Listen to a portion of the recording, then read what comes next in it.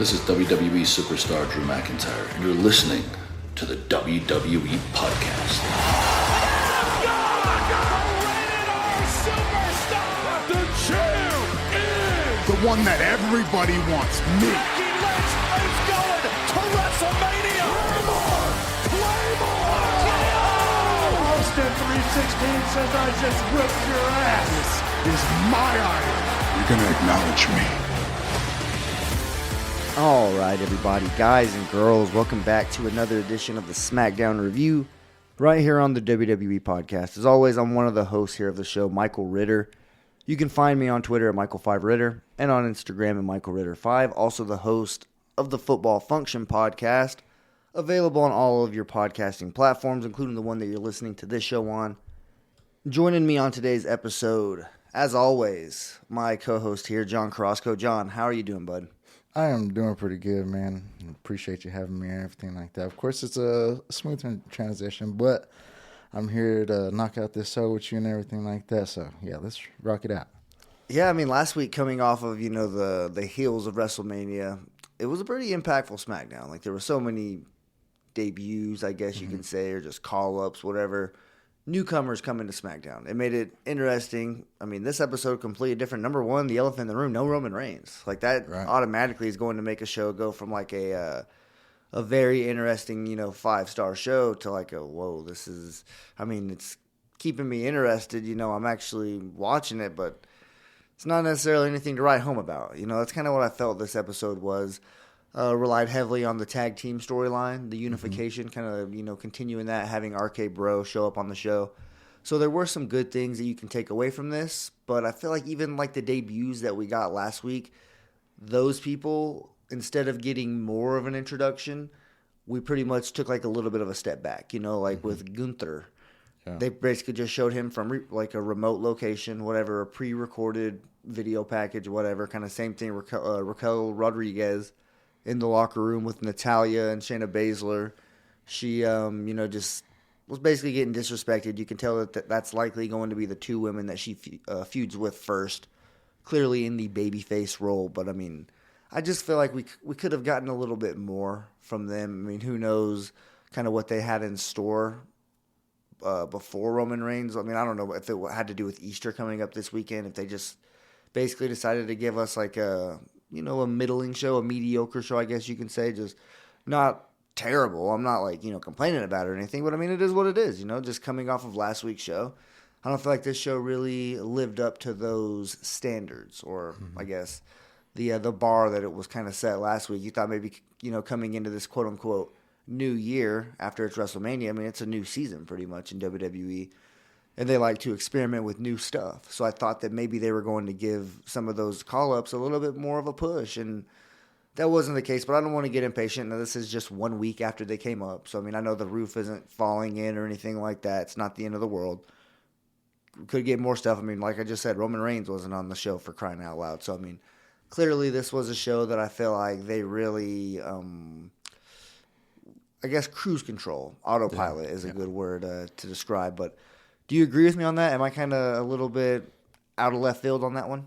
Well, I mean, in a way, I mean, because, I mean, if we can kind of still talk about, like, the Butch thing, I mean, he's been getting, like, this weird little push from the very beginning of his, entrance and stuff.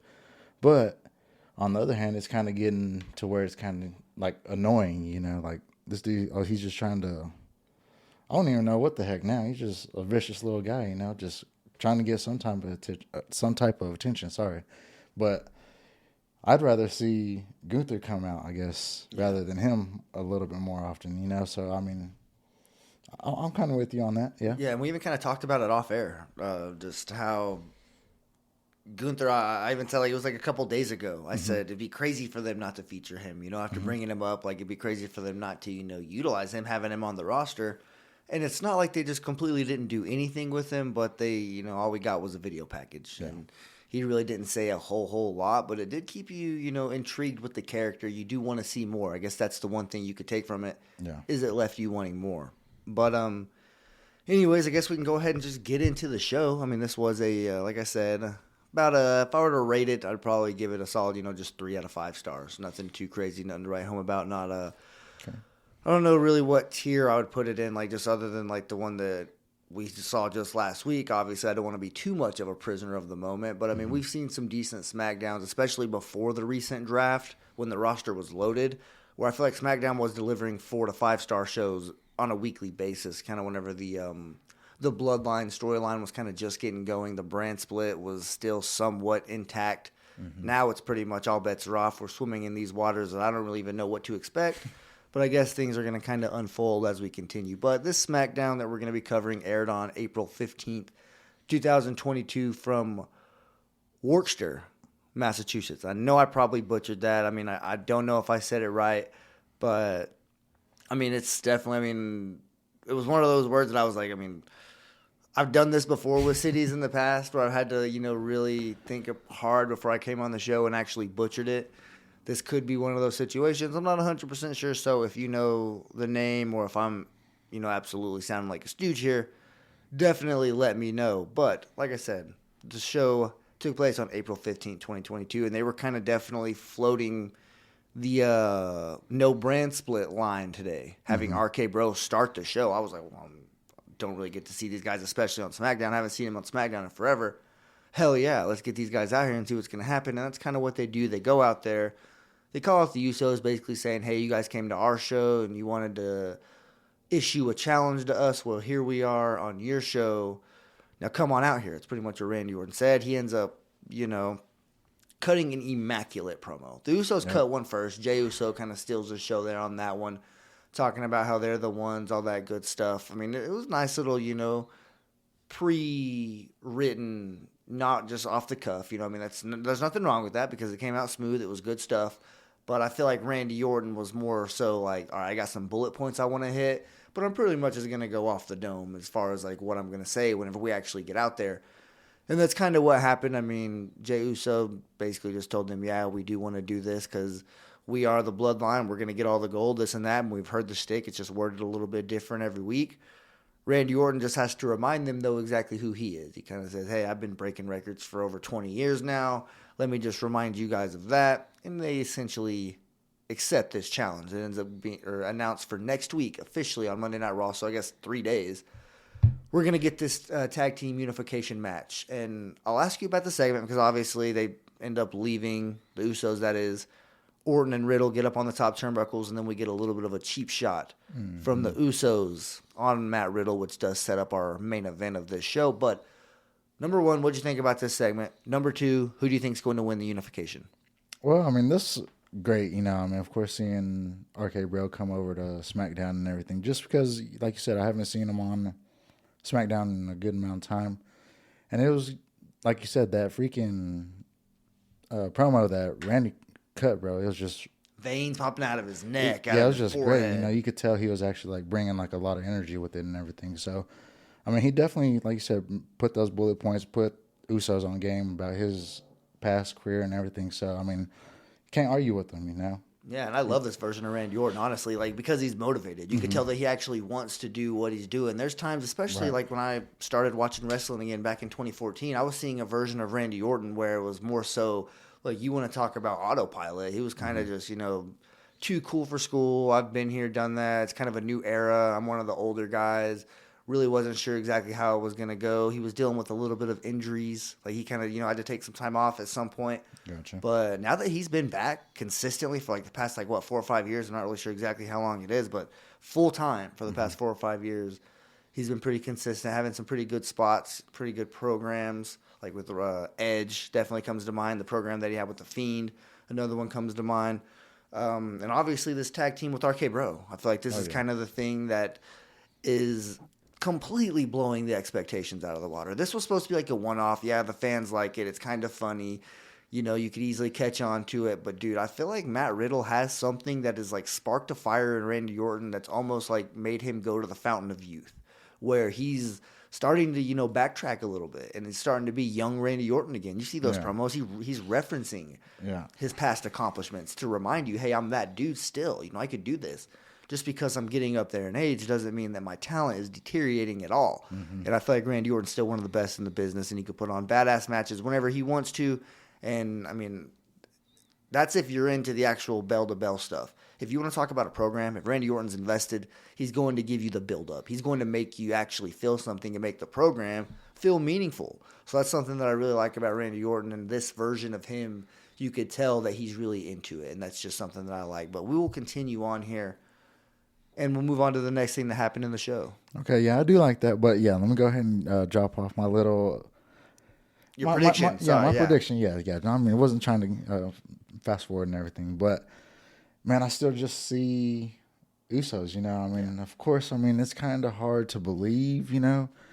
I mean, because RK Bro, they're just a freaking hell of a tag team, bro. I mean, I don't know, it's hard to do. It's basically like you have a experienced Randy Orton, then you have a, what would you say, upcoming Randy Orton, you know, just because he's coming up on his, like, style and stuff. Yeah, he's about to hit another run, without a doubt. He's about to hit, like, Randy Orton, you could say that he's somewhat, like, in a crossroads because, like, for a while there, like, after he came back and he was, you know, dealing with that stuff with Edge, when he was kind of in the, you know, in the mid-card area before that, and even the program with Edge, it wasn't, like, the main event or anything like that. You know, they tried to build it up as, like, the greatest wrestling match of all time.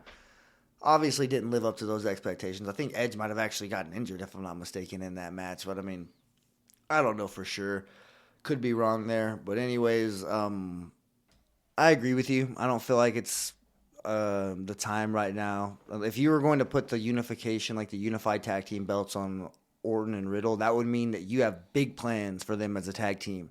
And I feel like that'd be kind of weird because people are already they have one foot in the door of like seeing this team break up. Not that they like are tired of seeing them together, but it's just that thing that you know is there. You know that thing up WWE's sleeve that you know that they haven't pulled it out yet, that you know they're going to at some point.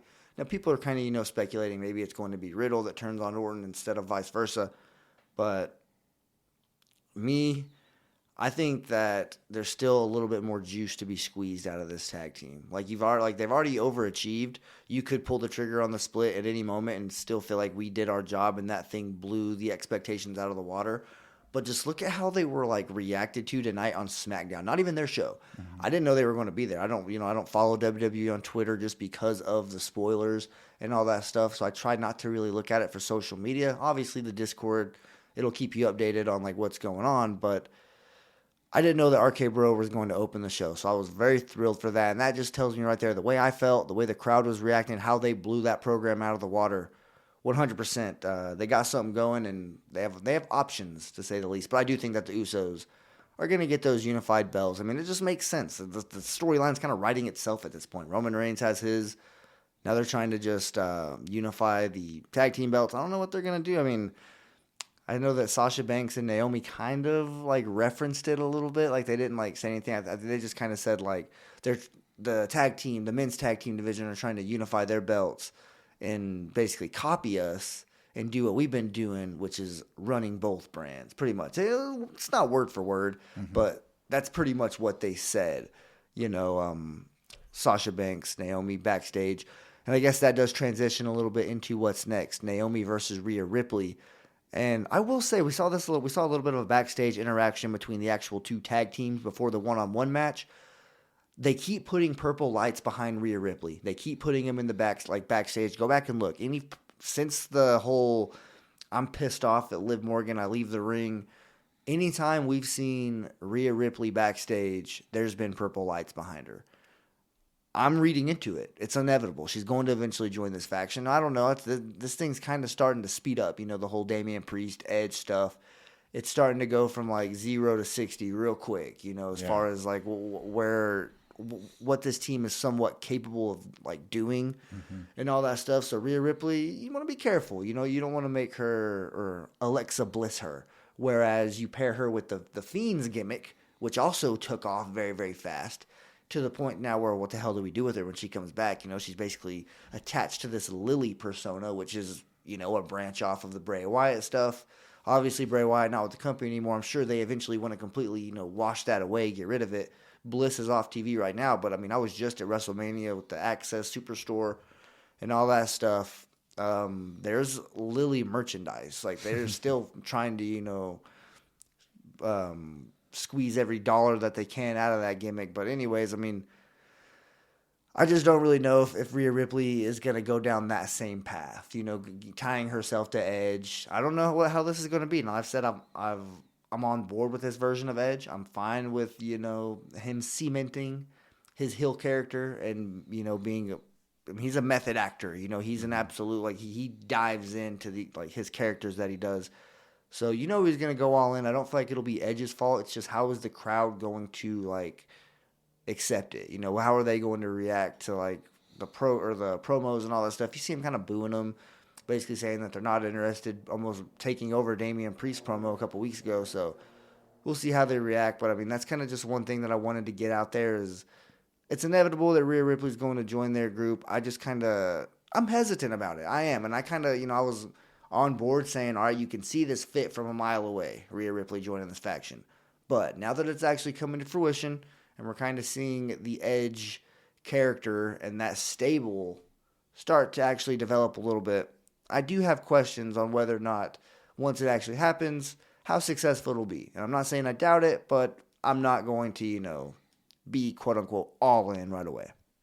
Well, I mean, you definitely can't say that she wouldn't fit the whole scheme and everything like that. So, I mean, definitely somewhat agree with you on that. But I don't know, man. I just kind of see this Rhea and this Liv tag team just going, I mean, I know they're kind of, I don't know, not on the same page with stuff and Liv on the entrance and everything, just trying to adapt to it.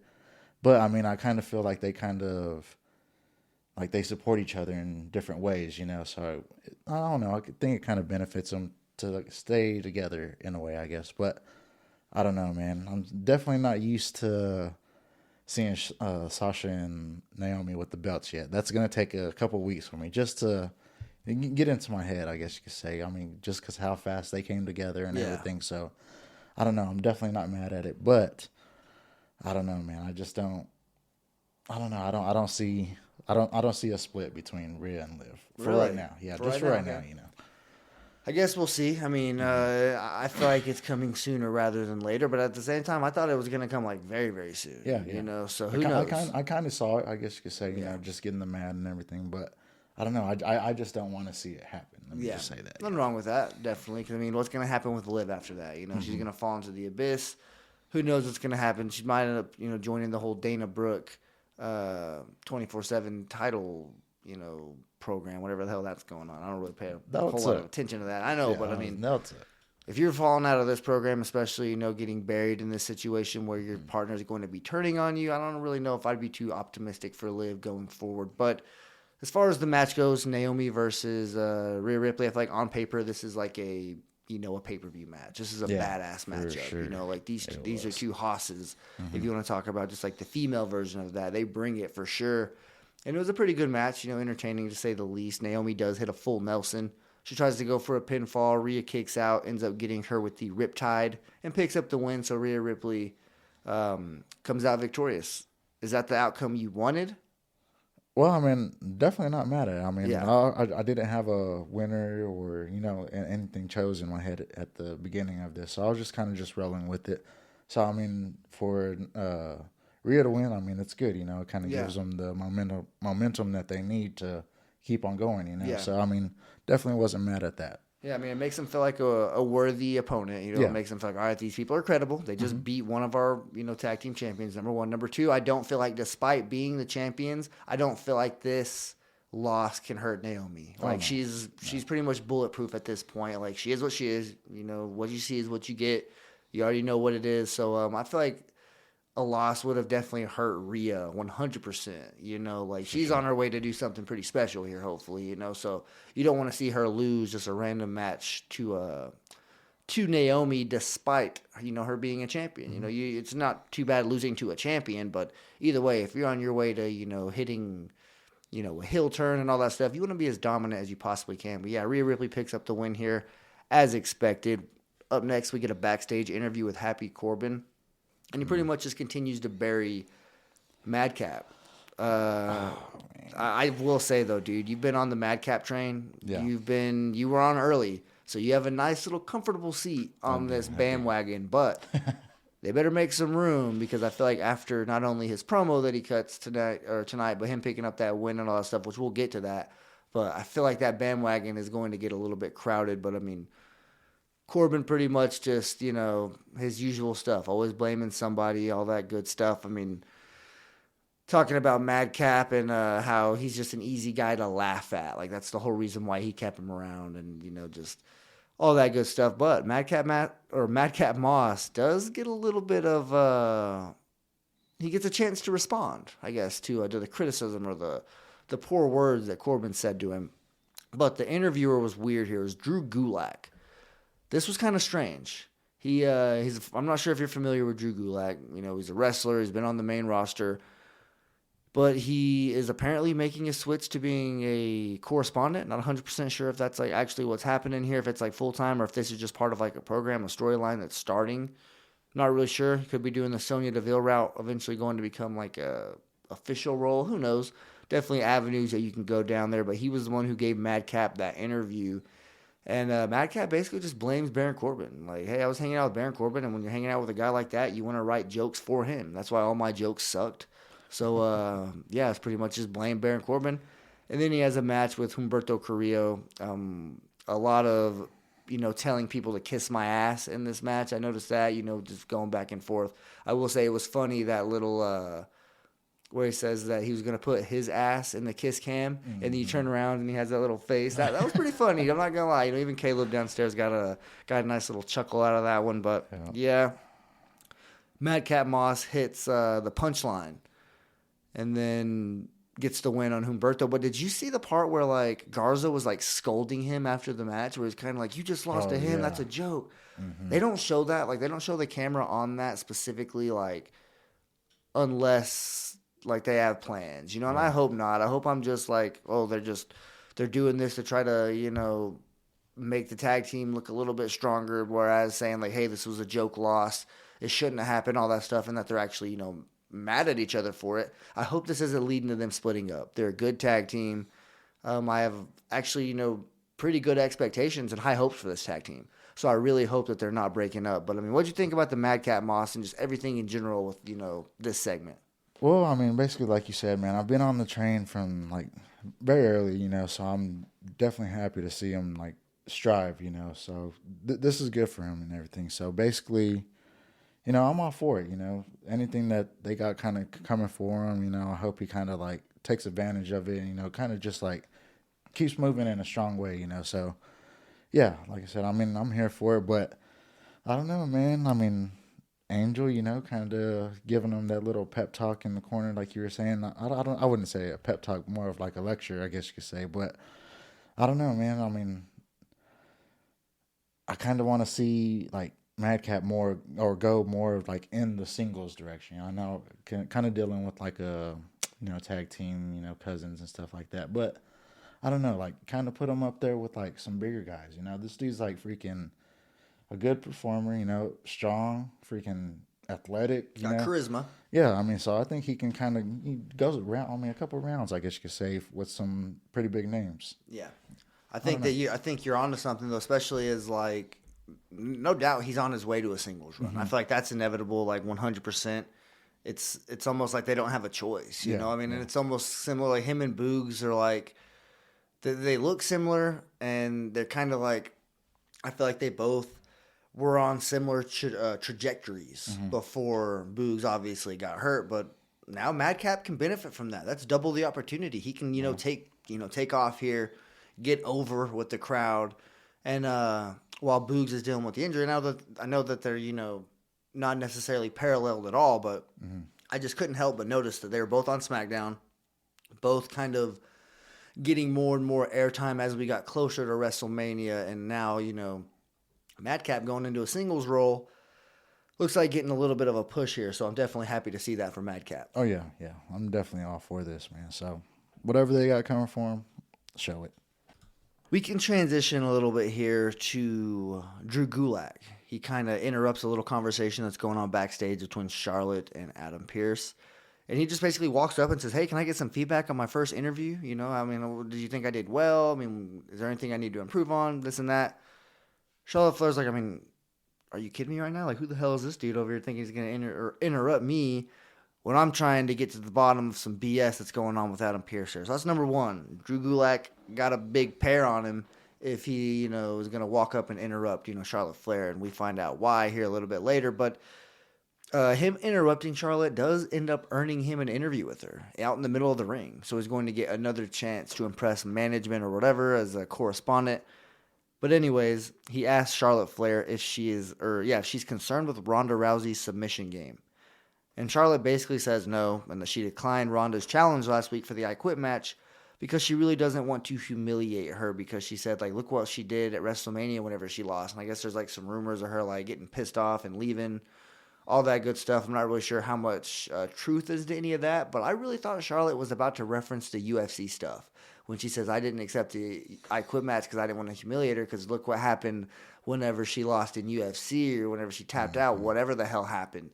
Like, this is what I thought Charlotte was going to go. I thought she was going to actually, you know, throw some punches there, but she didn't. She did take the high road, but I was definitely interested. Oh, yeah. And did you see the part where Charlotte said, whenever they talked about her tapping out, because that's what he says here, let's see, he references Ronda tapping out and says that if the referee wouldn't have been knocked out, that Ronda would be the champion right now. But Charlotte actually says, I was fixing my bra, referencing that nip slip that we got on WrestleMania or Saturday, I think it was. Yeah, but either way, that was pretty funny that she actually acknowledged it, you know, and kind of pointed out to the crowd. I will say Charlotte's having some fun with the crowd, you know, giving them what chance back. People say what they want about Charlotte. I'm not the biggest Charlotte Flair fan, but I will say she's like on another level right now, and like I hope she doesn't take any time off because she's just an absolute asset to the company. But after that, she actually calls out Drew Gulak. She gets pretty pissed off at him for, you know, taking the shots at her. So she's like, all right, I could take some shots too. And she basically says, so what the hell happened? I mean, did you just quit, you know, quit being an in-ring competitor? Like, let's address the elephant in the room. What the hell are you doing here interviewing me, pretty much? Like, I thought that was pretty funny how she just did that, hitting him where it hurts. And she basically calls out the crowd as well. She says, you guys are probably all quitters as well. You guys probably quit going to the gym at some point. You probably quit a job, quit on a relationship. She's just taking shots at all the crowd, and then she demands that Gulak leaves her ring, and he tries to leave, and she just takes him out from behind, takes out one of his legs, puts him in the figure eight, and she's just screaming at him to say, I quit, smacking him in the face, dude. I mean, I'm not going to lie. Obviously, like, there's some people who feel, you know, a certain type of way to this type of stuff. Obviously, Drew can't retaliate, but it was just funny that, like, like it all started with him interrupting her, right? Yeah. You know, interrupting her backstage, and she was like, this son of a, you know, tells him to come out to the ring. You know, you want an interview? I'll give you an interview.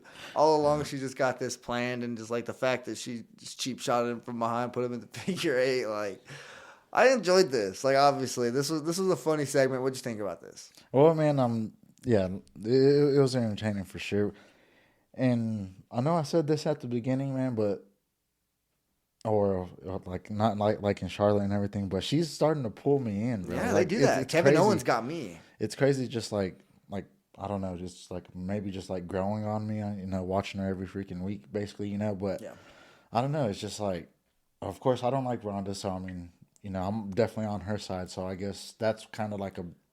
I think I might have a little bit of a reason why. Honestly, hear me out here. Yeah. Because as far as like you're not a big Charlotte Flair fan, but the respect aspect was always there. You know, I'm not a fan of her, but I respect her game, all that stuff. So because the respect's already there, whenever she's starting to show these sides of herself that are actually, you know, tolerable, you can actually say, you know, I relate to this. You know, it's funny. You know, I can actually dig the Charlotte Flair promo. She's scripted right here. She, you know, kind of going off script because you never really know. I love that part about Charlotte Flair's character. So, yeah, I totally see where you're coming from. I'm kind of the same way. I, for the longest time, was pounding the table, dying on the hill that Charlotte Flair was the most overrated women's wrestler in the company not because she's terrible, but because they literally are like making her seem like she's like the second coming of Christ. Like literally whenever it's like well documented, like some big time sources saying like, hey, we got a lot of title runs or title reigns on Charlotte early in her career because she's no spring chicken. She started wrestling when she was like, 28, 29, 30 years old. Like, she missed her early years. You know, like, Bianca Belair is like 24 years old, 25, something like that. She's young as hell. Rhea Ripley, same thing. These women are already starting to stack up their women's championship reigns, and they have a long career ahead of them, you know. So Charlotte Flair, she didn't have those early youth years. So, yeah, they want to eventually make her tired dad. So, yeah, they're going to give her, 10 championship reigns, like a 5-year span?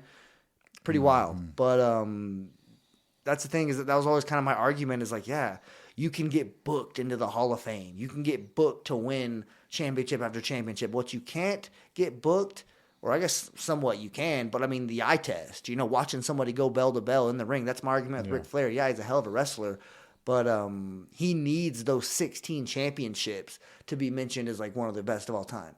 Undertaker doesn't need that. Stone Cold doesn't need that. Their character, their work in the ring, all that good stuff, that speaks for itself. They don't need, without the 16 championships, Ric Flair's gimmick, his wrestling work, his character, all that stuff, it doesn't stand a chance against those dudes, you know? Like, and it's a long-standing character, Hall of Famer, like I said, Mount Rushmore. But whenever you're talking about, like, you know, the Stone Cold Steve Austins, the Undertakers of the world, just two dudes who quickly come to mind whenever I think about this echelon. And Ric Flair is definitely in the conversation. But it's just kind of one of those examples where, like, they wanted to make her as decorated, Charlotte Flair, as her dad. And their character's kind of similar. She has the robe. Her moves, the figure eight. Her intro music is somewhat of like a knockoff version, like a little catchy version of it, you know? So, I mean, I'm here for it. It's good, but I'm just saying, like, I acknowledge that aspect. Like, I'm not just going to blindly be like, well, she has 13 women's championships, so she must be the best. Like, no, I saw Lita in her heyday. I've seen some pretty talented wrestlers. Molly Holly doesn't get near the credit she deserved. Victoria. Sasha Banks is one of the best women's wrestlers right now, like, just like in terms of actual like wrestling. If you're going to just talk about, all right, who's the best wrestler? Charlotte's not even the best in the company. Like, she's really not. She can put on a hell of a match.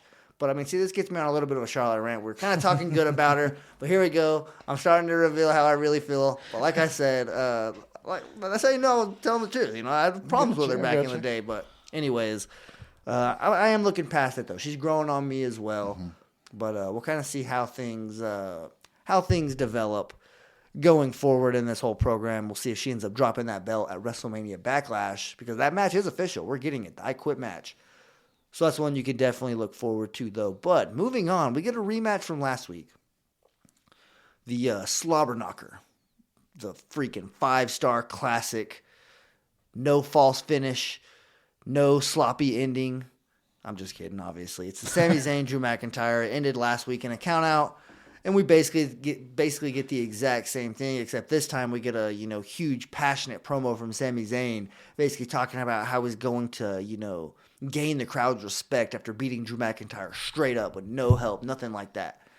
And then he does basically the exact same thing. It's hilarious stuff. I mean, Sami Zayn, he keeps finding these ways to, like, be relevant, you know, like with the Johnny Knoxville stuff, like that should have been like bathroom break type stuff, you know, not necessarily entertaining, but it wasn't, because I feel like Sami Zayn delivered and he carried that program and he made it something that people were actually interested in seeing it on a weekly basis. And here we are with Drew McIntyre. Clearly, you put Drew McIntyre and Sami Zayn in the ring together, it's like people know, all right, Drew McIntyre is going to beat the hell out of this dude, you know? And Sami's a hell of a wrestler, but Drew McIntyre is literally in the World Heavyweight Championship class. Like, he's a top guy, one of the top baby faces in the company. So they can't just go bell to bell, all right, let's do this right now. They have to do this type of stuff. That's what people like.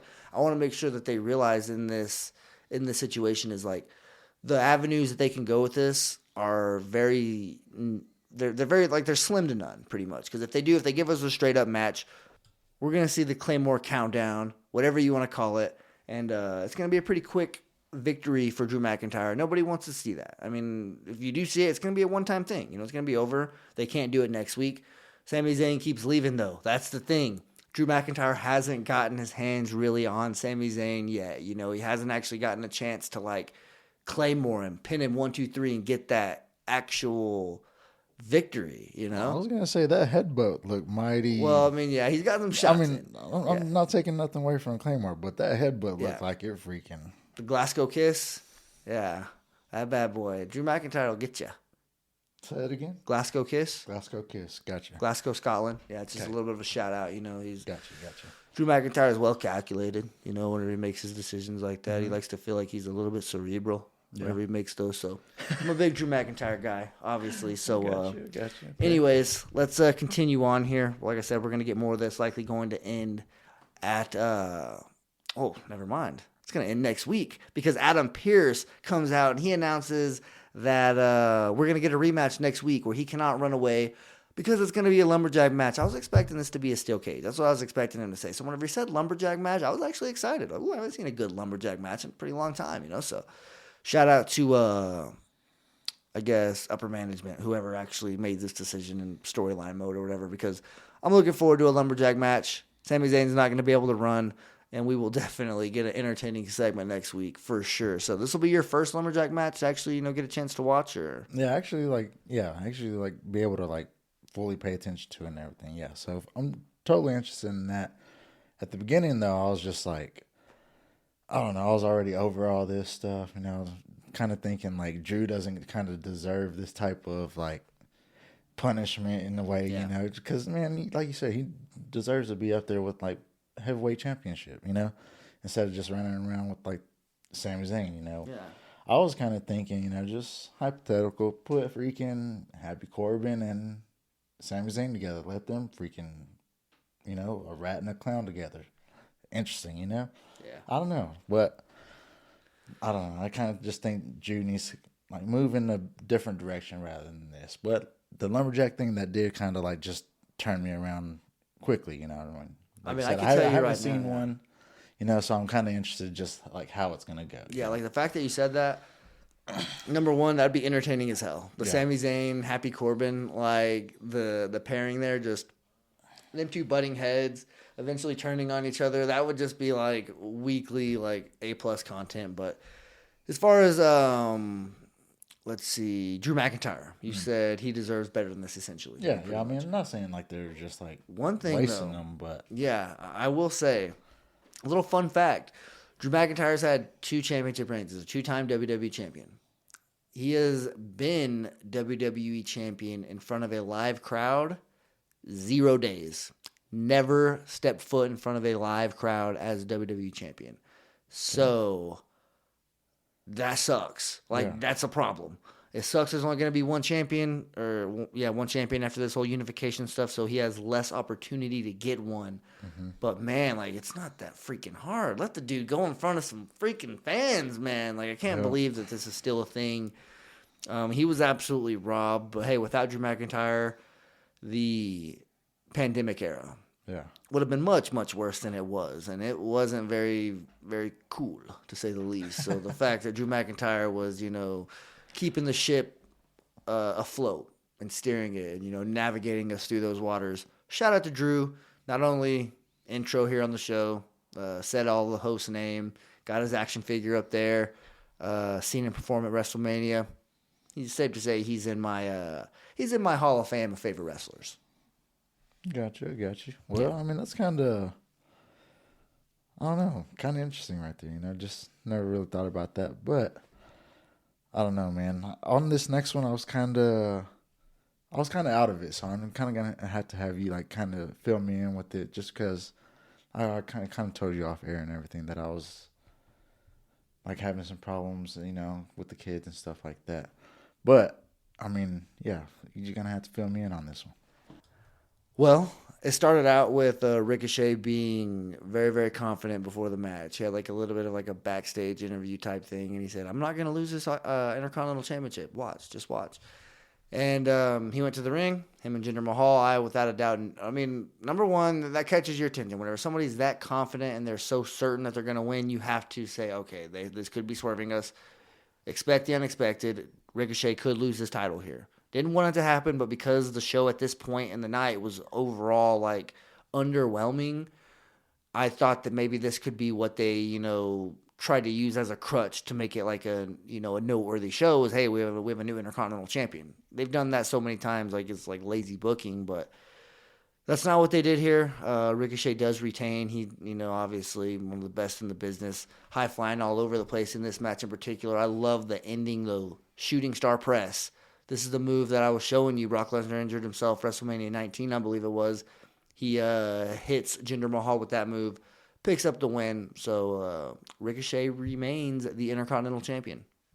Oh, it's kind of crazy. I did see the end of that. So, yeah seeing that freaking, it was just so smooth, I don't know. I just kind of think like he's good for the title, definitely doing his thing and everything. So that's good.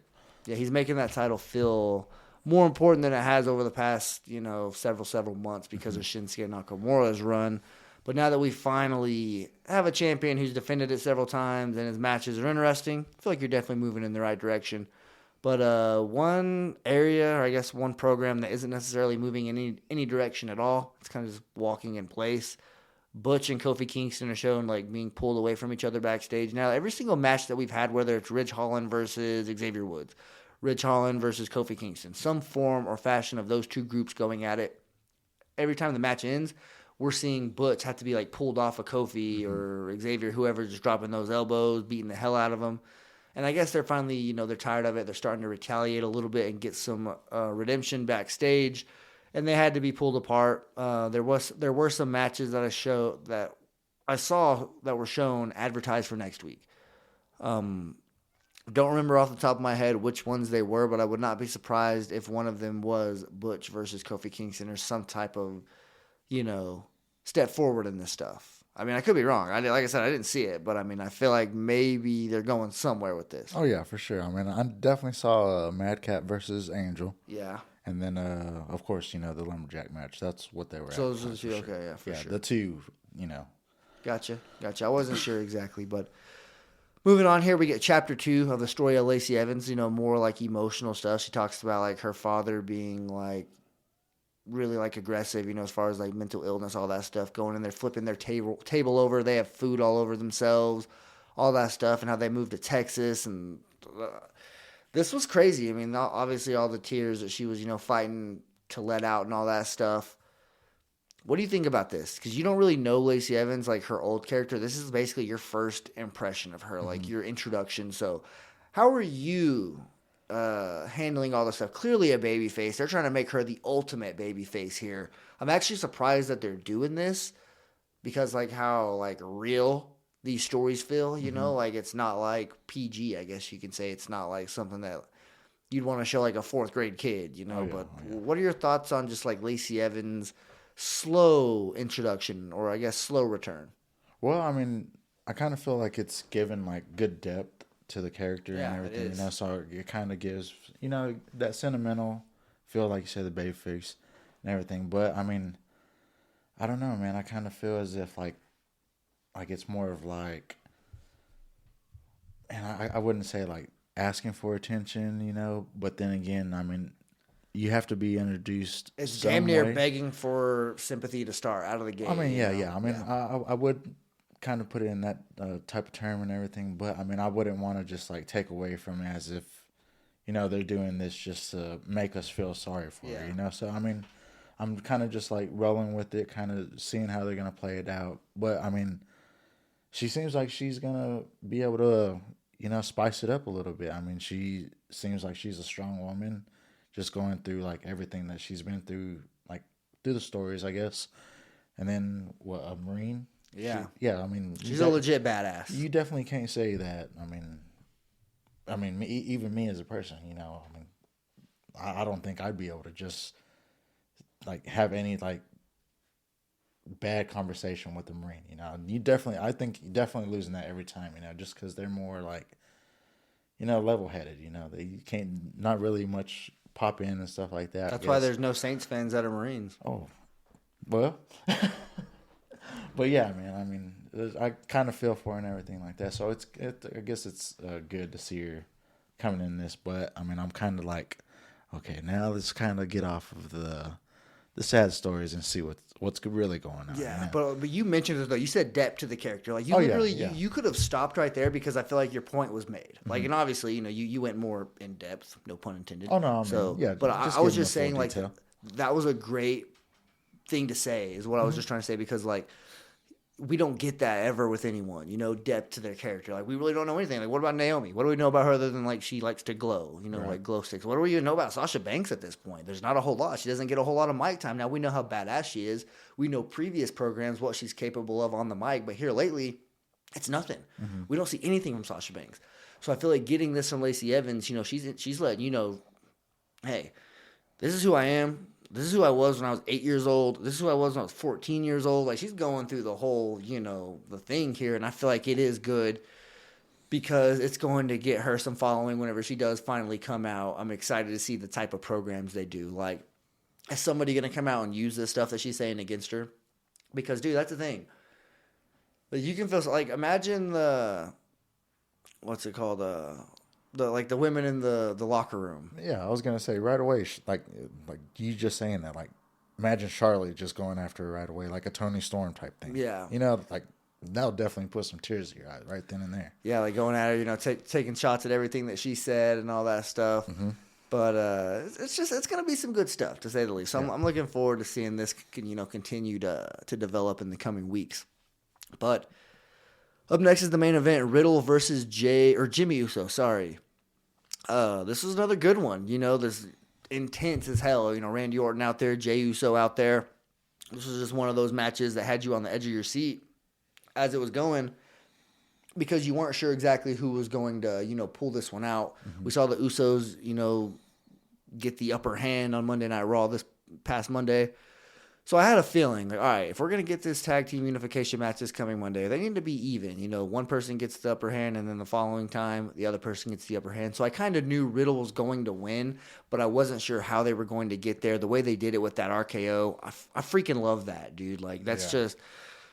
Not many people can do the RKO and make it look good other than Randy Orton. Obviously, he created it. Well, he didn't create the move itself, but, I mean, the RKO is his. It's trademarked, all that good stuff.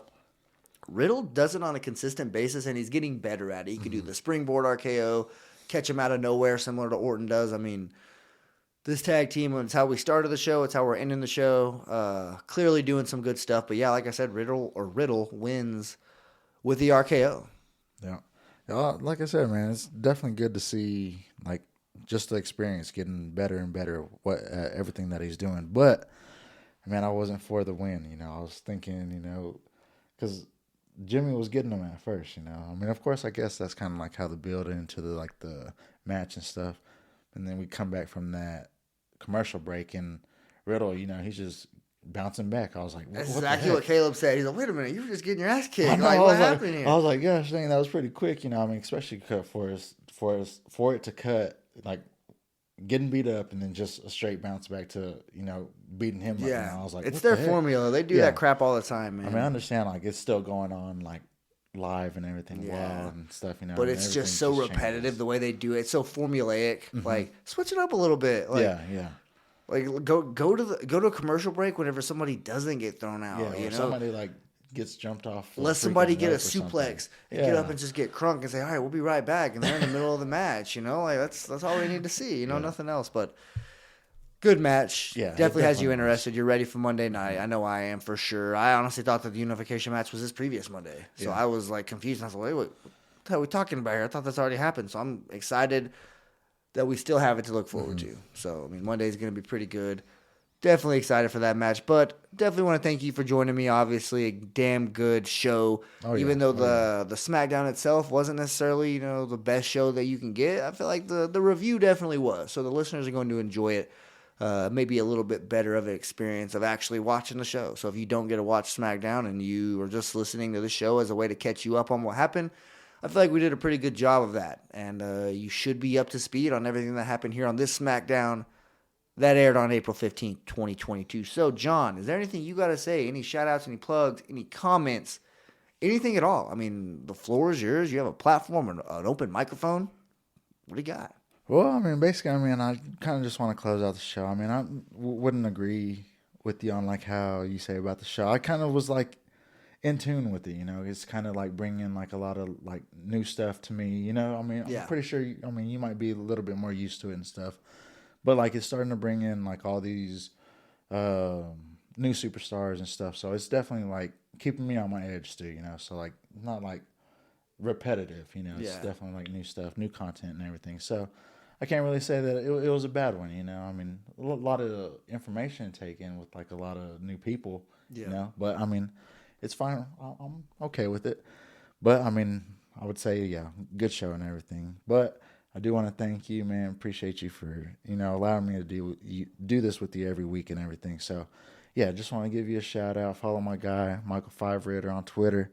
And definitely check out the football function. It's definitely about to get into, draft time. Definitely, this is what this group is about. They do this stuff, So, I mean, definitely keep me in tune with my Raiders and everything like that. So, it's some good content over there on that side. So, check these guys out on any platform that you listen to this on. I'm pretty sure they got it on that platform as well. So, just check them out, man. I appreciate that. Definitely want to give a shout out to Matt, man. Definitely see a lot of new things coming on with the Patreon. And, these After Dark. You have to say. I was about to say. Shout out to Matt. For real. That was pretty interesting, and I'm not mad at it at all, dude. So, I mean, I know you said that you want to kind of. Oh, yeah. We want to send a submission. Yeah. We want to send an After Dark submission. This is our request right here, Matt. So, if you're hearing this, man, get back to us. Let us know what you're thinking. I'm pretty sure Mike already got a couple stories cooked up in his little brain. Oh, yeah, I'm ready. I got a couple loaded up in the chamber ready to rock. But, yeah, man, I'm definitely, like, all the listeners, if you don't have Patreon and you want to kind of see what this new content is about, it's definitely something to look into. So, check out Patreon. We got the $1 tier, $5 tiers, everything like that. And definitely keep you in tune with, like, the premium live events whenever, or on Discord and everything. So, it's some good stuff. Just check it out. But, I want to toss it back over to you, man. Oh, yeah, man, I appreciate it. Definitely some good plugs there at the end, obviously. Appreciate the football function shout out. He hit it on the money. If you are interested in that type of stuff, definitely check us out because you will not be disappointed. But, I mean, you mentioned it. After Dark, we want to have a submission. We want to have some fun doing that type of stuff. It does have a little bit of a new twist. I mean, however you want to look at it, it's entertaining, I mean, we talk about wrestling a little bit, too. We'll have a nice little wrestling conversation and get into some stories kind of similar to the Matt's. I just want to, I guess, contribute, have a little bit of a contribution myself. But, hey, for the very reason, like, if you don't want to subscribe to Patreon for anything, like, it's $1 a month, right? But for the very reason to hear Matt say, I mean, that alone is worth $1, worth the price of admission. So, with all that being said, I hope you guys have a damn good weekend. Seriously, I'm not just saying that. I really hope you guys have a damn good weekend. Like, go do something, relax. If you busted ass all week during the, what's it called, your work week, whatever you're doing. If you have to work this weekend, I'm sorry. Hopefully this podcast can help you get through it, or maybe some other podcasts as well. But, I just hope you guys definitely enjoy Easter with your families, all that good stuff. Just have a good weekend, seriously. But anyways, walk passionately in the direction of your dreams, and I will talk to you soon. Thanks for listening to the WWE Podcast. Don't forget to subscribe on your favorite podcast app so you don't miss a show, or head to WWEpodcast.com.